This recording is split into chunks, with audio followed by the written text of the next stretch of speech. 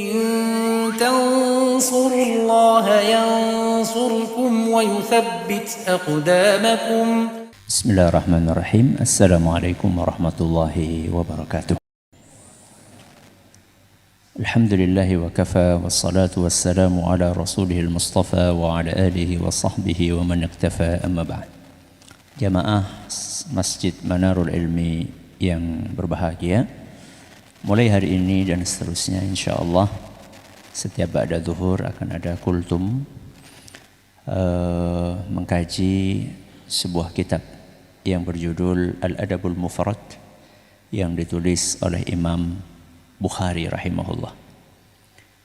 Sebelum kita memasuki isi dari kitab ini, ada baiknya kita sedikit mengenal tentang buku ini dan juga tentang penulisnya.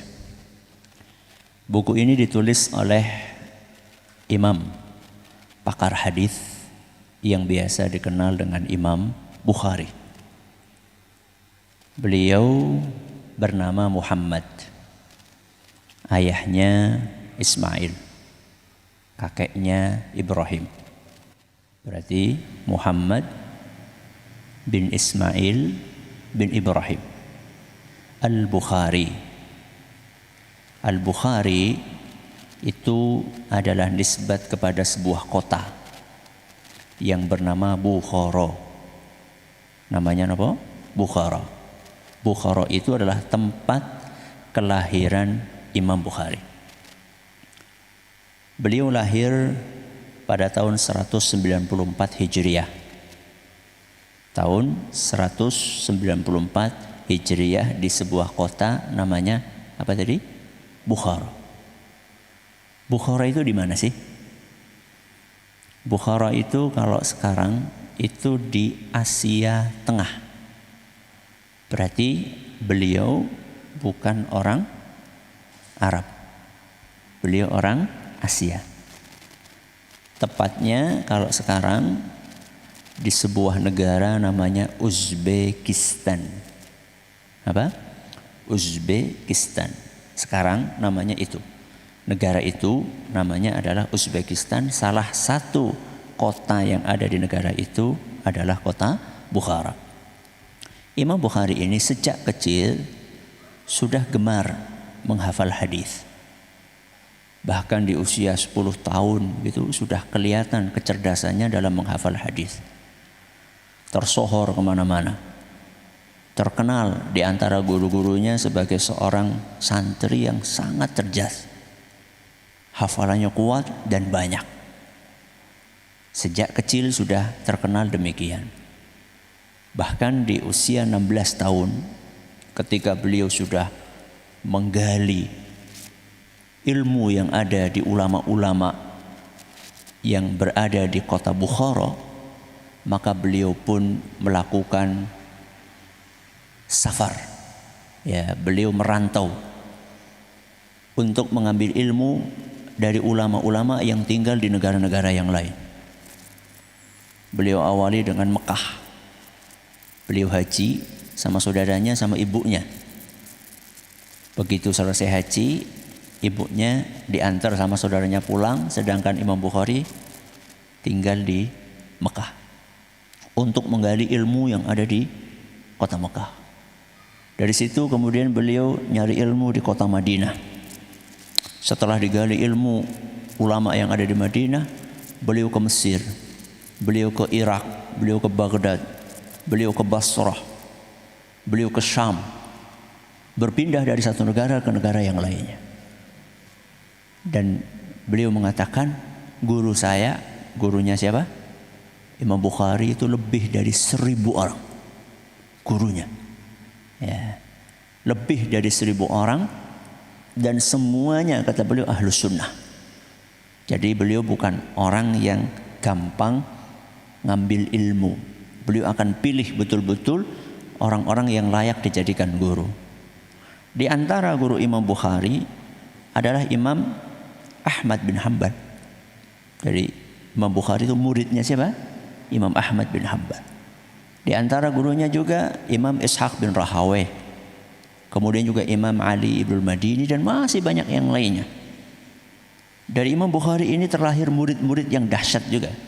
Imam Muslim, kita sering dengar istilah Sahih Bukhari dan Sahih Muslim. Nah, Imam Muslim ini muridnya Imam Bukhari. Imam Tirmidzi, penulis kitab Sunan Tirmidzi, juga muridnya Imam Bukhari. Imam Abu Hatim, Imam Abu Zur'ah Ar-Raziyan, Imam Ibnu Khuzaimah, Imam Ibnu Jarir At-Tabari, penulis kitab tafsir yang paling tersohor, juga muridnya Imam Bukhari. Jadi Imam Bukhari adalah sosok yang sangat luas ilmunya. Sampai-sampai Imam Ad-Darimi, penulis kitab hadis Sunan Ad-Darimi, beliau mengatakan Muhammad bin Ismail. Siapa Muhammad bin Ismail? Bukhari. Kata beliau, a'lamuna, yang paling alim di antara kami. Wa afqahuna, yang paling paham tentang ilmu fikih. Wa aghwasuna, yang paling dalam ilmunya. Wa aktsaruna talaba, dan yang paling banyak untuk belajarnya. Beliau wafat di tahun 256 Hijriah. Berarti usianya berapa? Wafatnya 256. Lahirnya 194. Berarti berapa usianya? 62 tahun. Ketika beliau wafat, beliau meninggalkan banyak karya tulis. Salah satunya adalah Sahih Bukhari yang paling terkenal. Kemudian kitab yang akan kita pelajari hari ini, kitab Al-Adabul Mufrad. Apa itu kitab Al-Adabul Mufrad? Dari judulnya sudah ketahuan, Al-Adab. Berarti isinya tentang apa? Adab. Al-Mufrad artinya adalah yang dikhususkan, spesial, spesifik. Buku ini ditulis hanya untuk mengkaji adab. Berbeda dengan Sahih Bukhari. Kalau kitab Sahih Bukhari itu macam-macam pembahasannya. Memang ada kitabul adab, di situ ada. Ya, tapi itu adalah satu bagian dari sekian banyak bab yang ada dalam Sahih Bukhari. Nah, beliau mengarang buku ini Al-Adabul Mufrad dikhususkan hanya untuk bahasa adab aja. Kalau dibandingkan banyaknya jumlah hadis bab adab di Sahih Bukhari dengan Al-Adabul Mufrad, jauh banget. Kalau di Sahih Bukhari sekitar 200 sekian hadis. Kalau di sini di kitab ini 1.300 sekian. Berarti berlipat-lipat. Ya, 6 kali lipat banyaknya. Dan ini salah satu kitab adab terlengkap. Ya. Mulai dari adab pribadi, ya, adab bicara, adab tidur, adab makan, ya, adab bermajlis, termasuk juga adab kepada orang lain, adab kepada orang tua, adab kepada tetangga, adab kepada anak, adab kepada pembantu. Ya, ini kitab yang sangat lengkap sekali. Cuman memang kitabnya tebal, sehingga kita untuk dalam mengkaji kitab ini kita akan ringkas.